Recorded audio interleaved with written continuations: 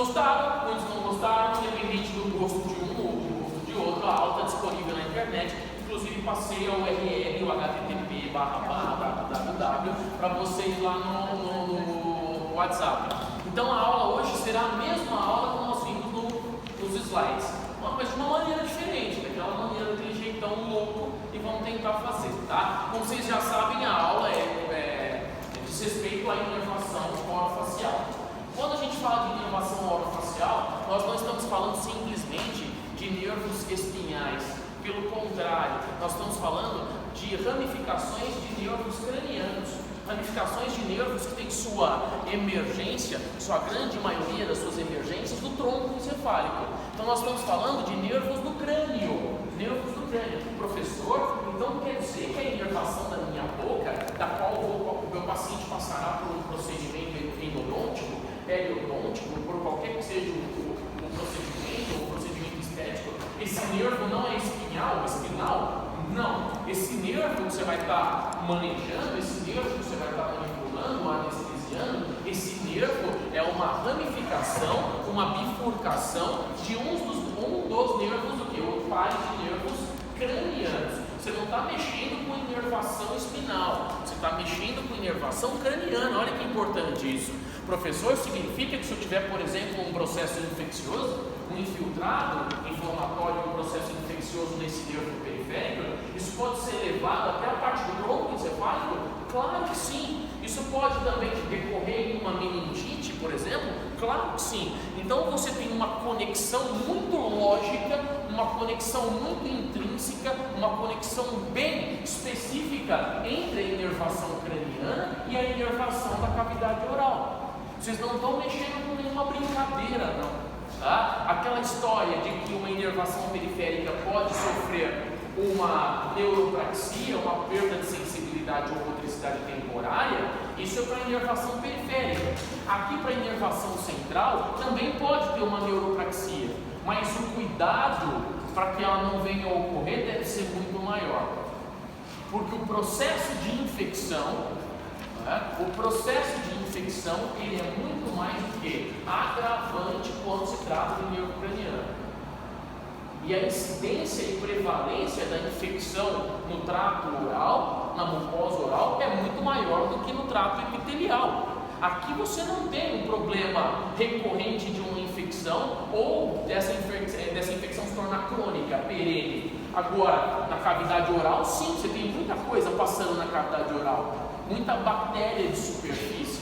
Você está em uma exposição total, você tem uma mucosa. Então veja o cuidado que você tem que ter com os pares de nervos cranianos e sua sequência lógica para a inervação oral. Então quando a gente fala de nervo alveolar inferior, nervo alveolar superior, quando a gente fala de todos os nervos aí que percorrem a arcada retinária superior e inferior, esses nervos eles são o quê? Decorrentes dos pares espinhais. E quando a gente fala em par espinhal, a gente fala principalmente em nervo trigeminal, que é o nosso quinto par de nervos espinais e nervos cranianos, aliás. Então, para falar um pouco de cada um deles, a gente tem que falar sobre as características funcionais. Alguns desses nervos são mistos, outros desses nervos são exclusivamente sensitivos e outros são motores, muito exclusivamente motores, levam informação de motricidade. Então, se a gente for observar, o nervo olfatório, por exemplo, é um nervo sensitivo, ele não é motor. O que o nervo olfatório faz? Ele capta o quê? O sentido do cheiro, do olfato, através da interpretação pelos bulbos olfatórios na base do lobo frontal. Estava conversando esses dias com um aluno, não me recordo qual sala, em que um parente sofreu um acidente automobilístico e bateu a região frontal.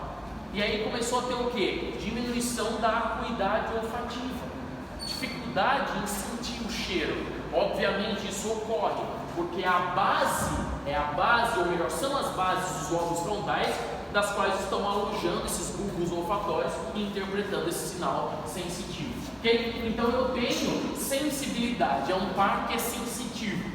Quando você pega um par como o terceiro par, não vou falar de todos eles, nós já vimos.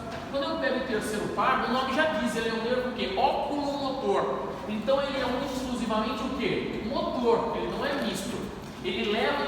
informação de motricidade desta região entre o mesencéfalo e a ponte, entre a região mesopontina, da onde ele emerge. E essas informações de motricidade fazem com que o indivíduo possa ter a movimentação do olho, tá? Ou para cima e para baixo, ou para um lado ou para o outro, ou em movimentos de circundução, onde se usa os retos oculares e os oblíquos oculares. Então é um nervo que é único e exclusivamente motor. Se eu tenho um nervo que pode ser só sensitivo e tenho um nervo que poderá vir a ser só motor, eu posso ter um trigêmeo, que ele é o quê? Misto. Ele tem características sensitivas e características motoras. O que isso significa? É um nervo que traz para si a sensibilidade captada da região orofacial e leva para a região orofacial o movimento. Ele capta a sensibilidade, traz consigo essa sensibilidade orofacial e depois leva essa motricidade. Então ele é misto, ele é capaz de trazer informação aferente e ele é capaz de liberar informação eferente, motora. Ele pega a informação sensitiva e leva informação motora. Certo? Certo. Falando do trigêmeo, a principal dúvida, questionamento, normalmente é o que é um gânglio e o que é um núcleo. E nós já sabemos definição de gânglio e núcleo. Definição de núcleo: corpos de neurônios ou conjunto de corpos de neurônios dentro do sistema nervoso central. O que significa então gânglio? E o que nós temos por definição de gânglio? Conjunto de corpos de neurônios fora do sistema nervoso central. Então, uma coisa é núcleo trigeminal, outra coisa vem a ser gânglio trigeminal. Eu começo com gânglio trigeminal? Não, eu começo com o núcleo trigeminal. Os núcleos trigeminais, eles ficam onde? Eles ficam na região retropontina. Veja, os núcleos trigeminais, eles ficam onde? Na região retropontina. Mas só no tronco, professor? Não, alguns desses núcleos também são núcleos espinhais. Então eu tenho alguns desses núcleos onde? Ao longo da medula, do terço proximal da medula. Então, o que são esses núcleos, professor? São conjuntos aglomerados de corpos, de somas de neurônios. Lembra do neurônio? Eu tenho o corpo do neurônio, dendrito, axônio e filamento terminal. Quando eu tenho um conjunto de massas estreladas, eu tenho um núcleo. Isso quando é o quê? No sistema nervoso central. Quando esse for no sistema nervoso periférico, não terei núcleo, terei o quê? Gânglio. Muito bem. Voltando à nossa realidade. Quem de profundo para superficial tem núcleo ou gânglio? De profundo para superficial, quem eu tenho? Núcleo. São conjuntos de corpos de neurônios dentro do sistema nervoso central. Depois, estes núcleos dentro do sistema nervoso central, eles irão lançar o quê? Axônios, concorda? Axônios. E esses axônios farão o quê? Sinapses com outros neurônios que lançarão mão de outros axônios. E vai saindo de central para chegar no sistema nervoso periférico. A gente não sabe ainda, tem um longo caminho aí durante as 4 aulas de hoje. Então eu tenho toda uma massa nuclear. Mas professor, pelo amor de Deus, desenha onde essa massa nuclear está. Vou desenhar. Aqui eu tenho o mesencéfalo, aqui eu tenho o ponte, aqui eu tenho o bulbo. É o tronco ali, não é? Sim ou não? Sim.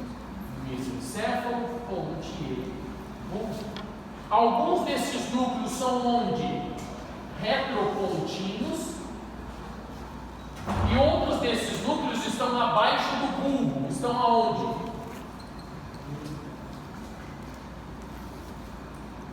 São espinais. Já estão aonde? Na medula. Ah, professor, não consigo ver. A gente pega a santa, né? Mas a santa.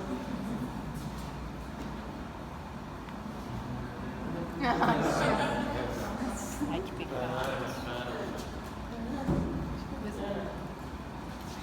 O que é essa estrutura aqui? É um balaustre de colocar na sacada? Não. Parece, não parece? Um sapo. Só se for o sapo do Léo Lins, o sapo Césio. Sofreu uma transformação. Eu tenho mesencéfalo, ponte e quem? Esse é um tronco encefálico. Entendeu? Eu tenho um tronco encefálico aqui. Onde é que eu tenho os meus núcleos? Profundos. Então, se eu olhar na região posterior de ponte e na região posterior de bulbo, dá uma notada aqui, ó. Vamos ver. Aqui, por exemplo, eu tenho um núcleo pontino. Estão vendo? Ó? 5B é o núcleo trigeminal B. Tá? Vamos achar os demais. Olha aqui, ó. Esse núcleo aqui já no bulbo, também um outro núcleo da região retropontina e retrobulbar. Conforme o distanciamento da estrutura medular, depois de bulbo eu já começo com o terço proximal da medula. Na região medular posterior eu tenho os mesmos núcleos que tenho aqui em cima. Os mesmos núcleos trigeminais que tenho retropontinos, tenho também na região posterior de medula, que são os núcleos espinais. Qual a diferença? Na função, ora bolas. Estes núcleos retropontinos possuem algumas funções e os espinais possuem outras funções. Então vamos ver quais são as funções desses núcleos. Por quê? Porque uma coisa é a inervação periférica para a região da mandíbula. Outra coisa é a área de captação do sinal ou a área de envio do sinal. A área de aparecimento real dessa inervação. Quando eu falo em núcleos pontinos ou núcleos, por exemplo, mesencefálicos, eu estou querendo dizer que esses núcleos pontinos e mesencefálicos, eles são responsáveis muito mais por levar sinal motor do que interpretar sinal sensitivo. Quando eu falo dos núcleos espinhais, são os mais inferiores, eles são muito mais responsáveis não por enviar sinal motor, mas são responsáveis por receber sinal o quê? Vamos, gente. Sensitivo. Então eu tenho dois tipos de núcleos. Um tipo de núcleo que funciona para enviar sinal de movimento e um tipo de núcleo que funciona para interpretar sinal sensitivo, para interpretar sensação, ou de tato, ou de pressão, ou de vibração, de dor. Deu para entender? Alguns núcleos, e eles são mais superiores, enviam sinal motor para V1, V2, V3, ramo oftalmico, maxilar, mandibular, não sei, mas eles enviam sinal o que, Flávio? Motor. Quais núcleos enviam? Aqueles profundos do mesencéfalo e aqueles profundos da ponte.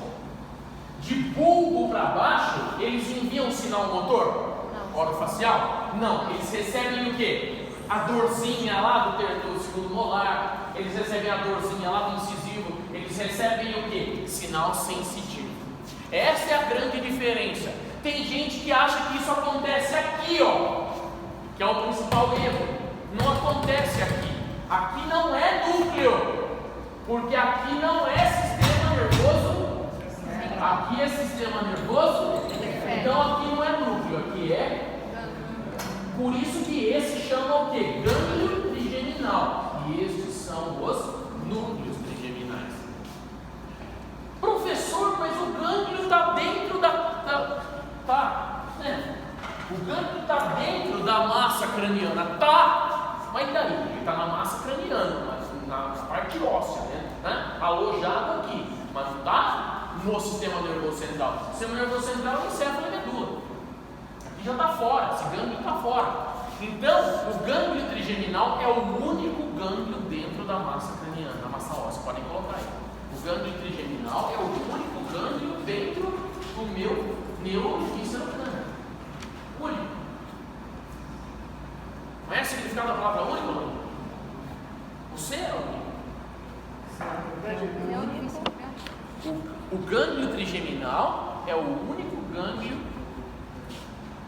localizado dentro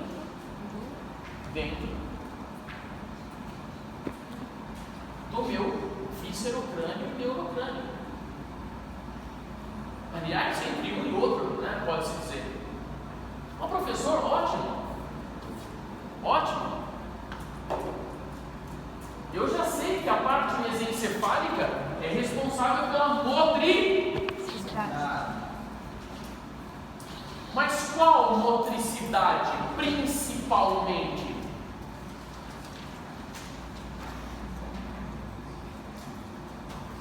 Muitas funções vêm daqui, não vem, Flávio? Mas outras funções podem vir da onde? Do MIP, lembra do MIP? Então, professor, quer dizer que eu posso comandar o fechamento da minha boca pelo MIP e posso comandar o fechamento da minha boca pela região de núcleos pontinos? Claro que sim, nada te impede.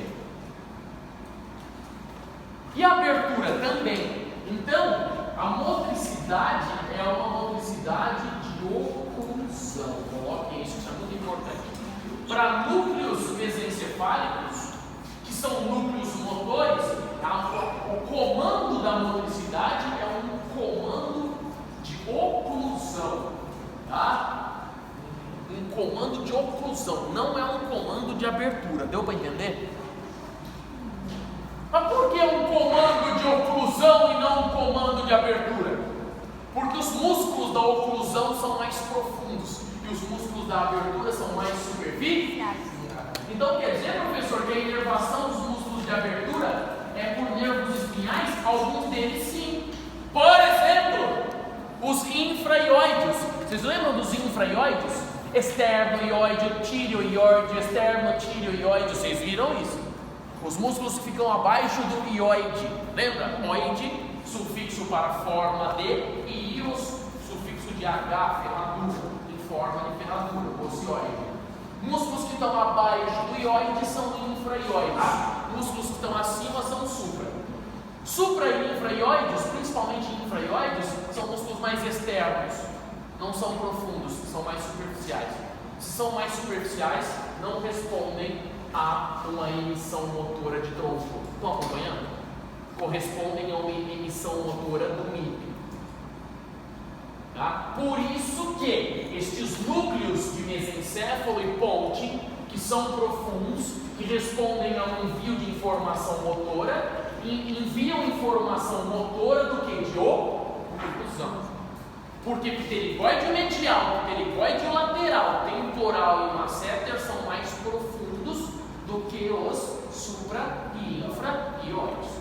Mais do que os infra, principalmente, tá? Mais do que os infra. Nós veremos aí que a inervação do alveolar inferior, por exemplo, ela tem uma ação, inclusive, os ambos colaterais têm uma ação, inclusive, nos supraioides. Bom, até aí tudo bem? Querem que revise o que eu acabei de dizer ou não? Não precisa? Vocês têm certeza absoluta? Isso vai cair na prova, hein? Como uma pergunta única. De Jesus. Vou explicar tudo sobre isso aqui. Então vai de novo. Estou falando sério. Entendeu como que é o problema? Você fala, eu sei. Eu falo, você sabe. Você fala, eu sei. Eu pergunto de novo, você sabe. Você fala, eu sei. Eu falo, eu vou perguntar na prova. Você fala, não sei. Pode explicar de Ô, novo. bicho, você tá aqui, mano, negócio é o quê, bicho? Vou começar a falar de novidades, né? Então, vamos lá, hein? De novo. Quando eu falo de inervação orofacial, estou falando única e exclusivamente de inervação espinal. Vem da espinha? Não. Estou falando de inervação do quê? Craniana. Então esses aqui são os 12 pares de nervos cranianos. Estes pares de nervos cranianos, eles podem o quê? Se alocar em subgrupos. Nervos que são sensitivos, nervos que são também exclusivamente motores e nervos que são mistos. Exemplo de extremamente, exclusivamente sensitivo, o olfatório, sente o cheiro, maravilha. Não tem como você movimentar nada aqui, só para captar a sensação, o odor. O óculo motor, que é o terceiro par, é para movimento do olho, não é, Flávio? Sai de lá, passa próximo do quiasma óptico e movimenta o globo ocular, verticalmente, horizontalmente e obliquamente. Tem vários movimentos, é um movimento complexo aí do globo ocular. E você tem um tipo de nervo que é o nervo o quê? Misto. Significa o que o nervo misto? Ele sai do sistema nervoso central para o periférico, levando motricidade, e ele capta informações periféricas e leva para a central, levando o que? Sensibilidade. Então é um nervo misto, o trigeminal. É ótimo. Quando eu falo de nervo trigeminal, onde é que ele está ali? O nervo trigeminal, pergunta nova. O nervo trigeminal, ele está depois do gânglio, periférico ao gânglio, ou está proximal ao gânglio? Proximal. Nossa, professor, significa que o nervo trigeminal é só isso? Sim. Só. Depois desse, ele não é mais nervo trigeminal, é, Flávio? Não, ele já é V1, V2 e oftálmico, maxilar e mandibular. Mas calma, calma. Esses daqui também serão mistos. Calma. Sim ou não? Estou sendo claro? As bifurcações do trigeminal também serão mistas. A raiz é mista? Poderia não ter sinapse aqui, né? Para raiz 3, por exemplo. Então vamos lá. Segundo viés de confundimento, não é só onde é que está o trigeminal, é o que é núcleo e o que é gânglio. Vamos, gente. Os núcleos são o que? Parte do sistema central ou parte do periférico? Central. Os núcleos. Central. Os núcleos são parte do central. Ao longo dessa belíssima peça, quem dá mais para belíssima peça. Ao longo dessa belíssima peça do tronco encefálico, eu tenho vários núcleos. Esses núcleos, eles estão superficiais aqui? Não. Aí fez-se uma secção aqui. São profundos. Eu tenho núcleos no mesencéfalo, eu tenho núcleos na ponte, núcleos no bulbo e núcleos na espinha, na medula. Vamos dividir o seguinte: núcleos de tronco e núcleos espinais. Pode ser? Quando eu falo de núcleos de tronco, principalmente núcleos mesencefálicos, esses têm qual tarefa? Uma tarefa sensitiva ou motora? Motora. Quando eu falo de núcleos mais superiores, conjuntos de corpos de neurônios que se alocam mais superiormente aqui, estou falando de atividades motoras. Quando eu falo de emanar sinal motor para a boca, está emanando sinal motor para a boca, fazer o quê? Fechar ou abrir? Fechar. Oclusão. Por que fala que é para oclusão e não para abertura? Porque os músculos da oclusão são mais profundos. Músculos da abertura, por exemplo, são os infraioides, aí vem com o nervo espinal. Mas eu tenho apenas núcleos superiores? Eu tenho também núcleos inferiores, que nós os chamamos de núcleos espinhais. Maravilha. Os núcleos espinhais são sensitivos ou motores? Sensitivos. Então não está mandando nada para abrir e fechar a boca. Está recebendo sensibilidade. Aqui. Mas que tipo de sensibilidade? Sensibilidade da onde? Cada vez mais teatral, onde você vai parar isso? Ó, recebendo sensibilidade da onde? Da boca. Mas quais áreas da face e boca? Nós temos três parorais, interporais e caudais. Aonde eu tenho esse oralis, interporais e caudais? eu tenho nos núcleos o quê? Espinais. 3 tipos de receptores de núcleos, estes 3. Parorais, recebe sensibilidade de onde? Nariz e boca. Parainterpolares, recebe sensibilidade de onde? Cutânea da face, da pele do rosto. E o paracaudalis recebe de onde? Bochecha, lábios e a região vestibular da gengiva. Região vestibular gengival, dentre outras. Então aqui eu tenho recebendo sensibilidade de nariz e boca. Esse boca que você falou no primeiro caso de estrutura, tem de osso. Aqui de quase toda a cavidade. Embaixo da é bola. É a moeda. Aqui se diz a parte da bochecha. Aqui é quase toda a cavidade oral mesmo. Tá? E aqui especificamente a bochecha, especificamente o lábio e especificamente a região vestibular gengival. Tá? Tanto da arcada superior quanto inferior, por exemplo. Tá? Olha que interessante, esse núcleo interpolaris já é mais o que? Externo, cutâneo da face. Cutâneo da face. Inclusive esse par vai se conjugar com um par que nós temos, que é o par meníngeo. O par meníngeo não, que é a inervação meníngea colateral que nós veremos. Tá? Deu para entender aqui? Posso voltar se quiser. Bochecha, lábios e região vestibular gengival. Tá? Esse é o par caudalis. Repito. PARS, pars. Oralis. Paroralis é o que? É uma ramificação dos meus núcleos espinhais. Eu posso dividi-los e torná-los mais específicos. E assim estou fazendo. Paroralis recebe informação sensitiva de quem? Nariz e boca. A boca e o nariz está aqui.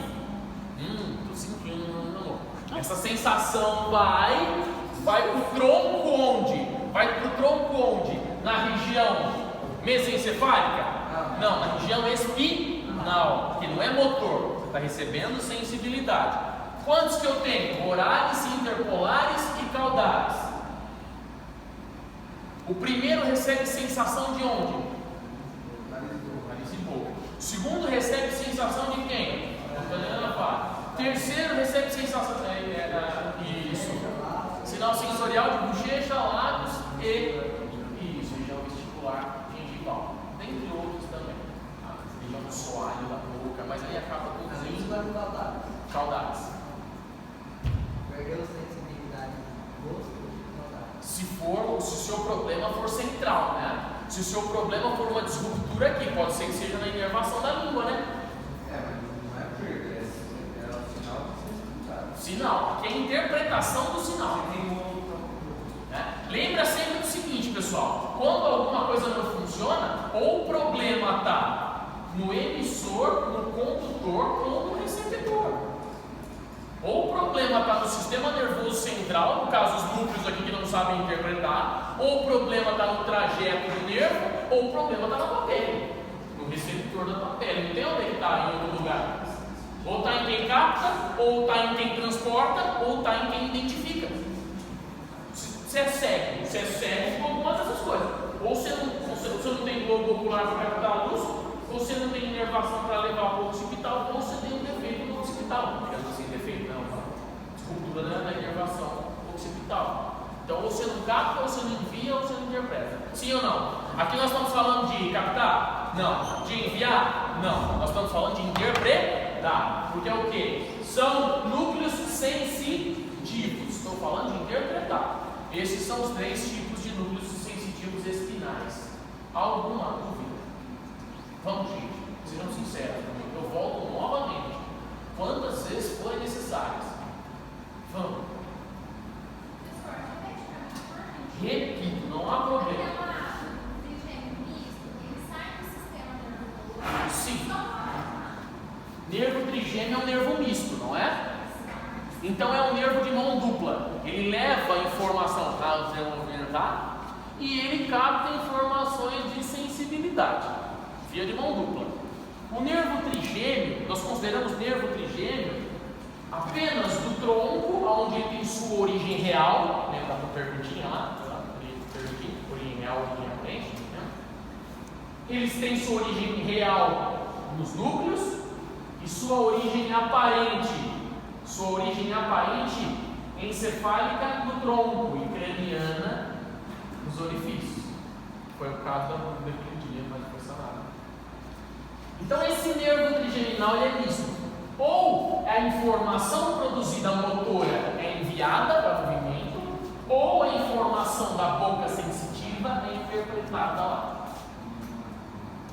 Quando a gente fala em núcleo são conjuntos de corpos neuronais dentro do sistema nervoso central. Quando eu falo de gânglio, é o mesmo conjunto, mas fora. Eu posso ter gânglio que é axilar, posso ter gânglio inguinal fora do sistema nervoso central, é gânglio. Agora, quando esse conjunto de massa de neurônio é dentro do encéfalo da medula, é núcleo. Tá? E aí que eu tenho núcleos. Mesencéfalo, ponte e bulbo.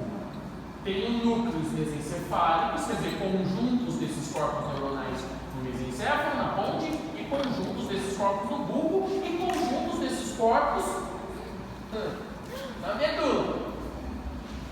Qual é a diferença? Esses núcleos são subdivididos como? Para o quinto par, que é o trigeminal, são subdivididos em núcleos espinhais e mesencefálicos. Espinhais eles estão para onde? Para baixo. Mesencefálicos eles estão para cima.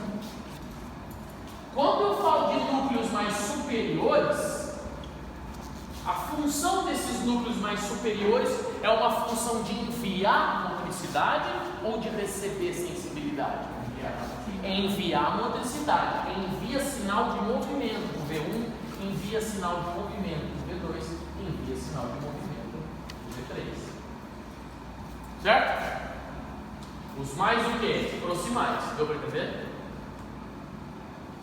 Núcleos são mais inferiores.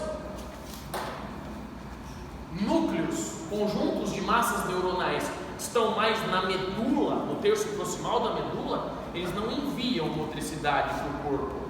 Eles captam o quê? Sensibilidade. Que são o quê? Os núcleos espinais. Espinais. Né? Quais tem? Tenho vários, mas são os mais importantes. Eu tenho par oralis, pars interpolares e pars caudales.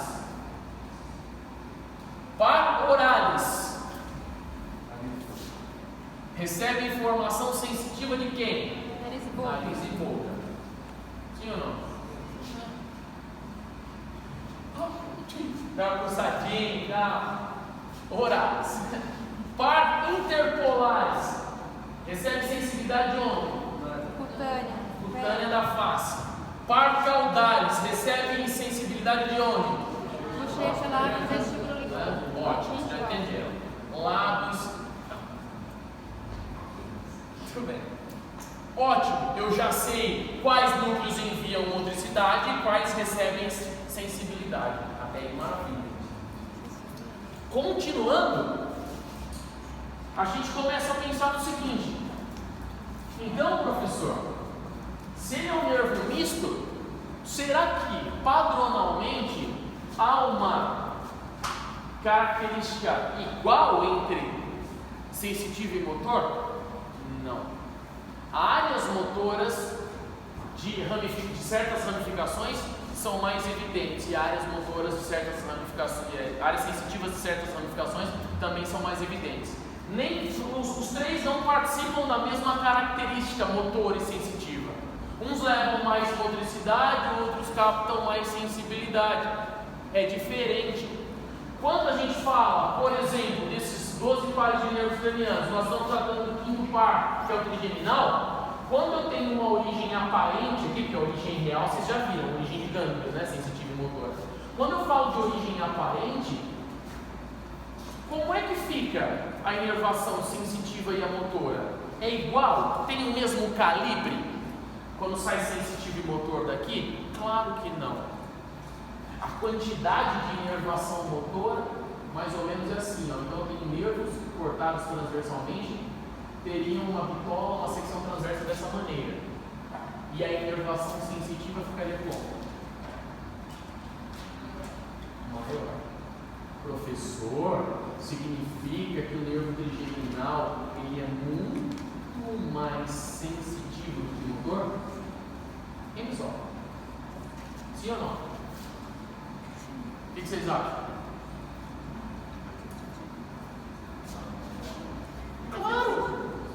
Se eu tenho uma secção transversa maior sensitiva, ele é maior, mais o quê? Sensível. Então ele gera muito movimento? Ele gera mais movimento do V3 em relação ao V2 em relação ao V1. Mas dentro do próprio V3, ele envia muito menos informação motora e recebe muito mais informação sensitiva. Vê quanto é que dói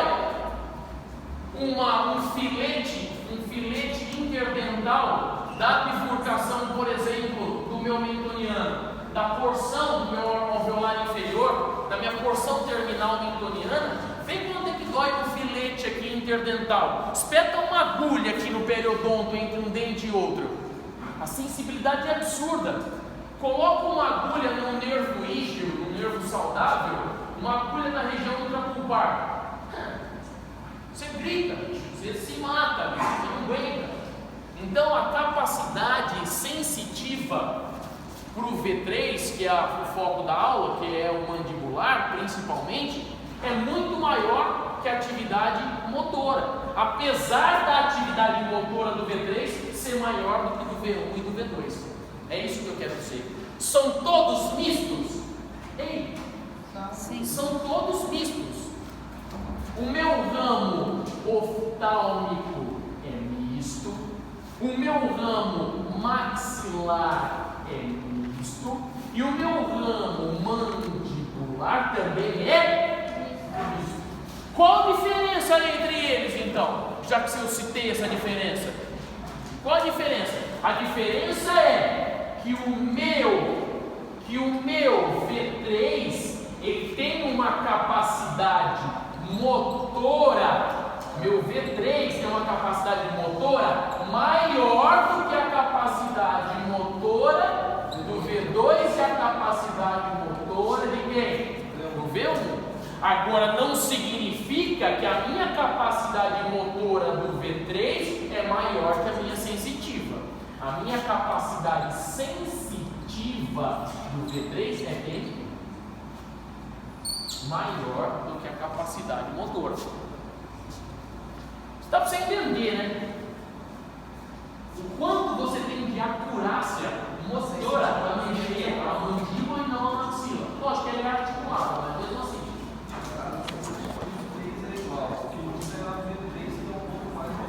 Também não, aluno.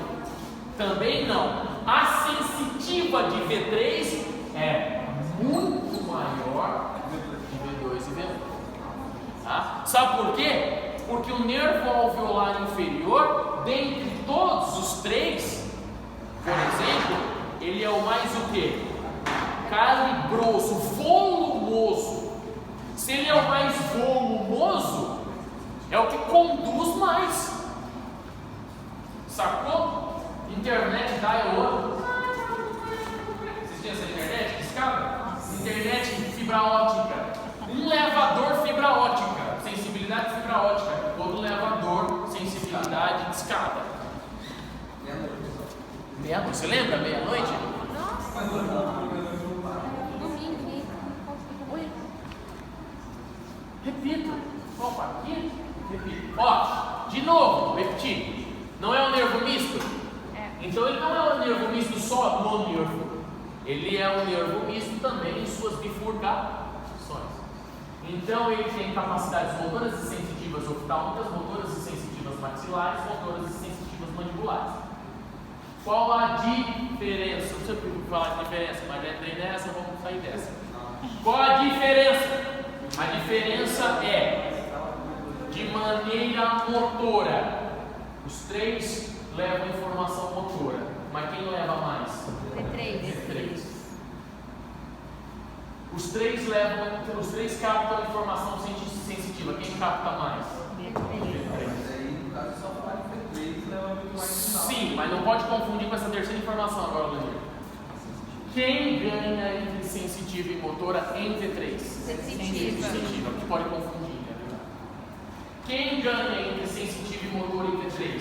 Sensitiva. Tem muito mais sensibilidade entre essa parte vista do que motricidade. Alguma dúvida? Acho que não, né? Tá tranquilo? Tá tranquilo? Tá. Na prova também, bem tranquila. Não, acabou ainda. Ah, Aí não. Você tem que falar 10 pontos. Dá uma pergunta só, né, é professor? Olha, este não é um gânglio. Não podemos esquecer de onde ele está alojado, porque nós não podemos esquecer nunca da anatomia. Nós amamos a anatomia. Onde é que fica o gânglio? É o único gânglio localizado entre víscera e neurocrânio. Lembra do osso temporal? Ei, lembra do osso temporal? Eu tenho duas partes para o osso temporal. Eu tenho uma parte escamosa, que é fininha, delgada, e eu tenho uma parte petrosa. Petrosa significa muito osso, né? Lembra de osteoporose, osteopetrose? Osteoporose e falta de osso, de mineralidade. Osteopetrose e excesso. Onde é que fica alojado o gânglio trigeminal? Eu tenho uma área aqui, ó, que é a parte petrosa do osso temporal, a parte petrosa. E eu tenho uma área aqui, que é a área de vértice da parte petrosa. Tem um buraquinho aqui. Dá uma olhada, Maria. Tem um buraquinho.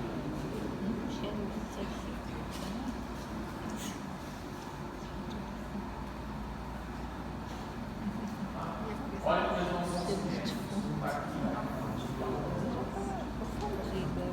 Quem fica aqui em cima dele? Gânglio trigeminal. Nas provas do Maurício, tem que ver assim, uns 10 vídeo aula. Aí,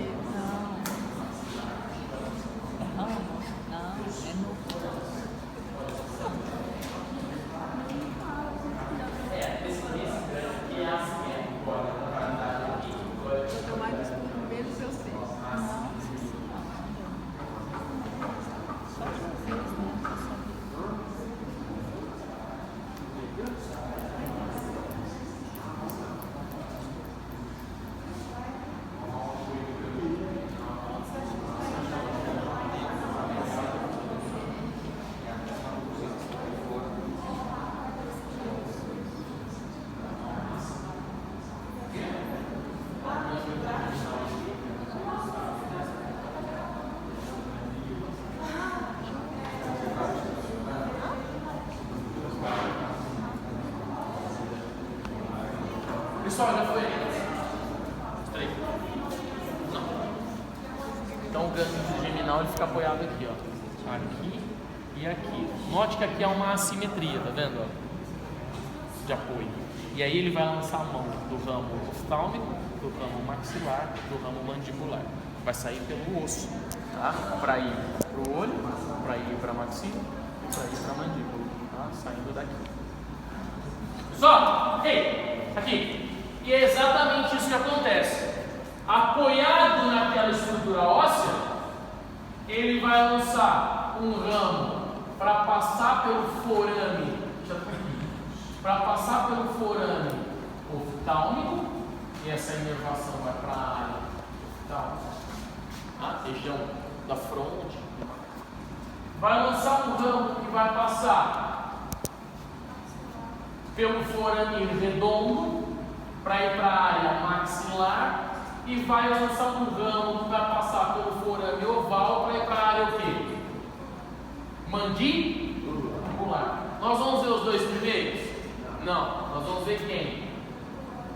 V3, o ramo mandibular, a inervação que vai emergir agora em sua saída real craniana, por quem? Pelo forame oval. Ótimo, saiu o nervo. Maravilha, saiu.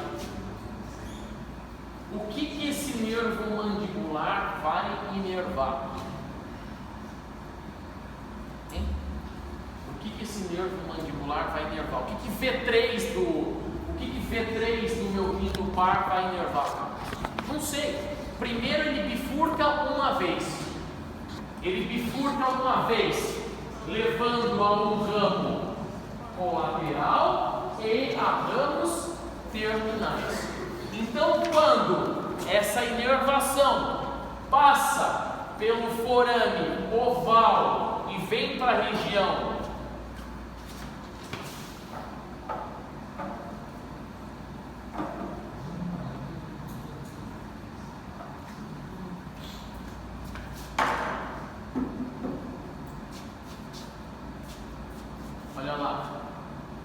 trigêmeo, aqui era o tronco encefálico.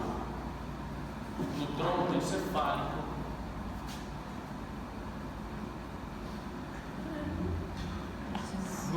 encefálico eu tinha quem? Núcleos, são os pretinhos. De núcleos até gânglio eu tenho um nervo. Chegou em gânglio, está alojado naquela massa óssea, ele vai ter 3 saídas. Uma saída oftálmica, a saída que vai para o olho. Eu vou passar por um. Depois eu tenho a saída maxilar, que é essa segunda saída, que passa do lado do pterigóide.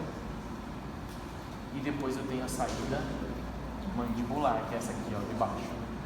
Tá? Oftálmica, maxilar, mandibular. Nós não vamos tratar da oftálmica e nem da maxilar, nós vamos tratar de quem? Da mandibular. Tá? Eu tenho núcleos. Aqui não, forma de Maia? Isso aqui é o que então? Meu tronco. Você fala. Núcleos. Núcleos que enviam informações do quê? Motores. Recebem informações do quê? Sensitivas dos espinhais, motoras do mesencefálico. Entre os núcleos e o nervo, eu tenho o nervo. Chegou aqui já é grande. Então essa massa amarela aqui, ó, depositada em cima do osso, está tampado. É o trigêmeo. Esse gânglio, ele leva um bracinho que vai pelo forame oftálmico, leva um que passa aqui pelo forame redondo, que vem para a maxila, ó, esse raminho aqui, e vem o raminho para baixo. Tá vendo o raminho para baixo? Que é o outro ponto sem pressa.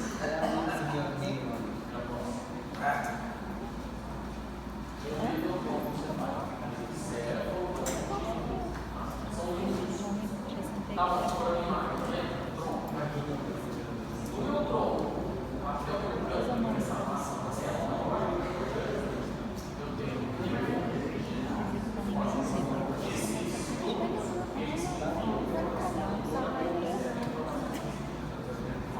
a hora que eu estou grande, esse grande tem 3 caminhos. V1, V2, V3. Saindo do grande, tem 3 caminhos. V1, V2, V3. Ou vai para a região oftálmica, vai para a oftálmica.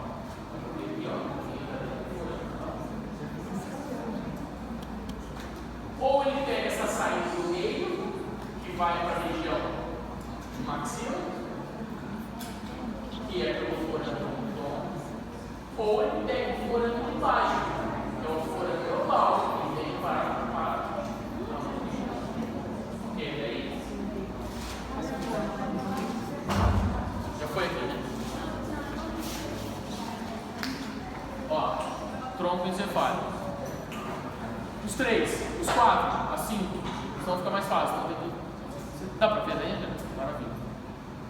Forame magno. tronco encefálico, mesencéfalo, ponte e bulbo. Núcleos. Núcleos recebem informação sensitiva e enviam informação motora. Está aqui, não está? Entre os núcleos e esse gânglio trigeminal tem o próprio nervo endocarpo. É considerado nervo aqui, só entre núcleos e gânglio. Chegou no gânglio que está apoiado aqui, essa fossa, esse gânglio vai liberar 3 saídas nervosas, não vai? Uma saída nervosa para a região oftálmica, uma saída nervosa para a região maxilar, e essa saída, essa dose, e uma saída nervosa para a região mandibular, ok? V1 oftálmico, V2 maxilar, V3 mandibular. Pessoal,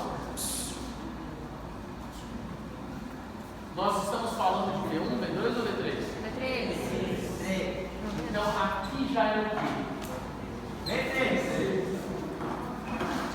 Quando eu pego o V3 aqui, quando eu pego o V3 aqui para o ramo mandibular, este V3 divide em quantos? 3. 2. Esse V3 bifurca em 2. Os ramos. Colaterais. Oh, dá uma olhada nesse ramo colateral, minha gente. Parece que está vendendo no Shoptime. Olha só esse ramo colateral. Para onde é que ele vem? Ó? Ai, que lindo. É lindo. Moral. Moral. Significa que, sério, a hora que vem V3 aqui, antes de entrar no forame mandibular, o que ele faz? Um entra, o outro, tchau. Faz isso aqui, né, Flávio? Ai. V quanto? 3. Nossa, V3. O V3 aqui, ó. Um vai entrar, não vai? E o outro vai de lado. Esse de lado é o nome que mudou a quem? É o colateral. Calma, calma. Olha aqui, Alaninho. Só ter pressa, bicho. Tem. Tem porque quem for trabalhar com ATM, por exemplo, vai trabalhar com este aqui. Cadê? Olho temporal. Ele com o meningo. Um passa à frente do côndilo e o outro passa atrás do côndilo. Então, se você tiver o deslizamento do disco, vai prensar. Então, o que eu tenho aqui no meu V3? Um entra, o outro sai. Ele é mais externo, é um ramo colateral. Qual é o primeiro ramo colateral aqui? Que vai por fora? É o meníngeo. Qual a área que o ramo meníngeo vai inervar? Vocês anotaram na aula passada. Ele inervará a parte do meato acústico externo, a parte de fora dele, da cavidade. Ele inervará parte posterior do músculo temporal. Ele inervará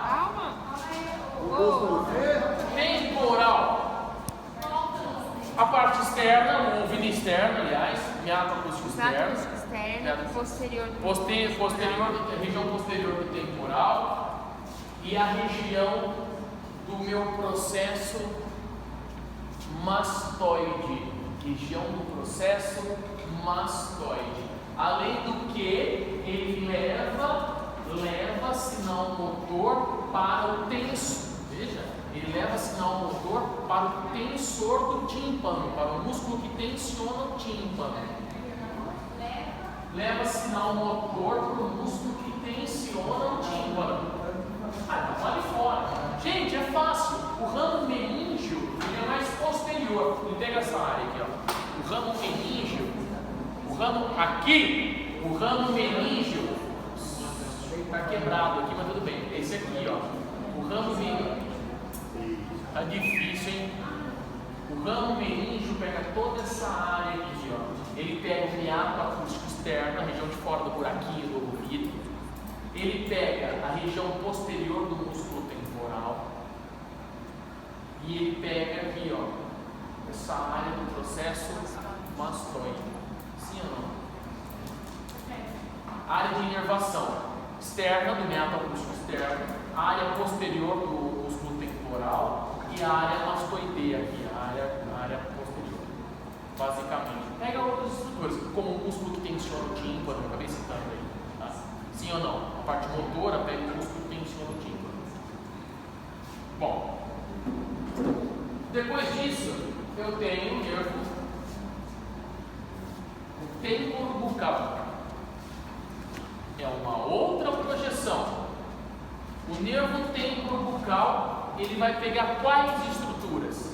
Estruturas mais profundas do que estruturas que são abarcadas pelo nervo meninge.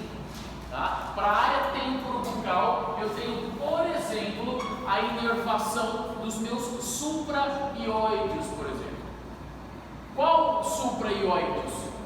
Eu tenho menos o gênio ióide. Eu tenho inervação de gástrico, ventre anterior e do miloioide. Lembra? De gerimílio, de gástrico, miloioide e gemioide? Então ele inerva dos três, dois. O miloioide e o de gástrico, ventre anterior. Só não inerva o genioide. Ok? Ele inerva o miloioide e o de gástrico, ventre anterior. Ó, o miloioide e o de gástrico, ventre anterior. Ele chama de gástrico porque tem dois ventres, né? Gastro é ventre. Ele tem um ventre anterior e um ventre posterior, que ele é seccionado ou transpassado por um dentão ou um mioide. Ele inerva o miloioide e o de gástrico, ventre anterior. São músculos supraioides. Não, tá aqui, ó, bem abaixo. Miloioide e o de gástrico estão aqui. Ao meninge? Sim, antes dele entrar, quer dizer, nem entra. Esse ramo aqui nem entra na mandíbula. Olha aqui, ó.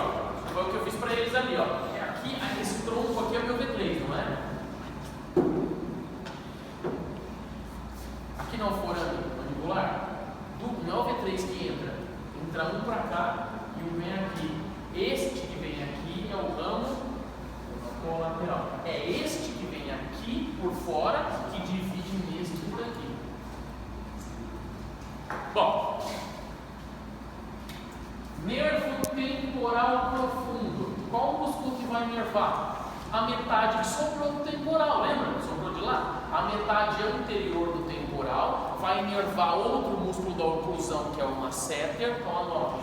Músculo nervo temporal profundo. Vai nervar a parte anterior do falcão temporal, a parte anterior do falcão temporal, vai nervar o masseter, não, masseter. Calma. Vai nervar a parte anterior do músculo temporal, vai nervar o masseter, okay?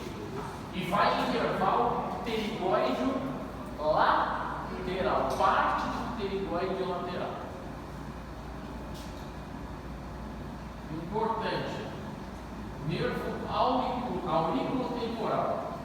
O nervo aurículo-temporal é um nervo que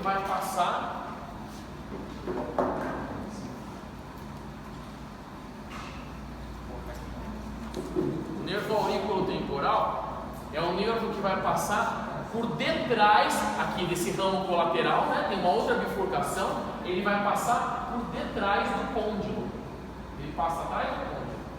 A imagem dele atrás do côndilo. O que significa? Significa que ele vai inervar os músculos um pouco mais profundos e a parte do soalho da boca, mas a parte posterior. Então esse auricular posterior, o aurículo temporal, ele pega e bifurca para a parte posterior do côndilo, ele vai inervar músculos mais profundos. Quem que a gente tem que é mais profundo? O pterigoide medial, não o lateral. Pterigoide medial. medial e a região posterior de côndilo. E aí, como o Flávio bem disse, se eu tenho escorregamento do côndilo, ou um problema de ATM, uma disfunção crânio-mandibular, vai pegar esse auricular. Quer ver outra coisa?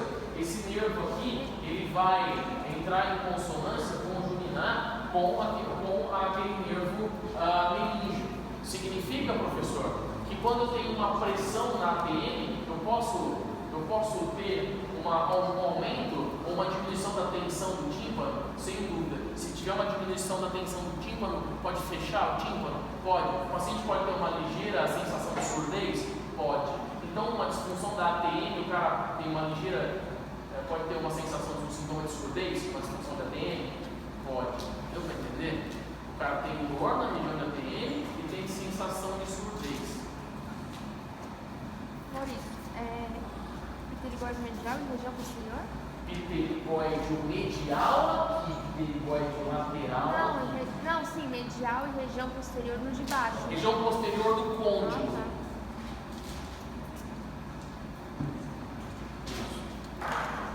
Bom, faltou quem?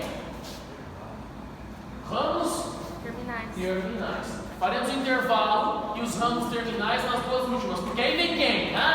Aí, desse V3 aqui, é o ramo não colateral, é o ramo que entra no forame mandibular, tá? Que é de quem? O alveolar inferior. E aí nós veremos o alveolar inferior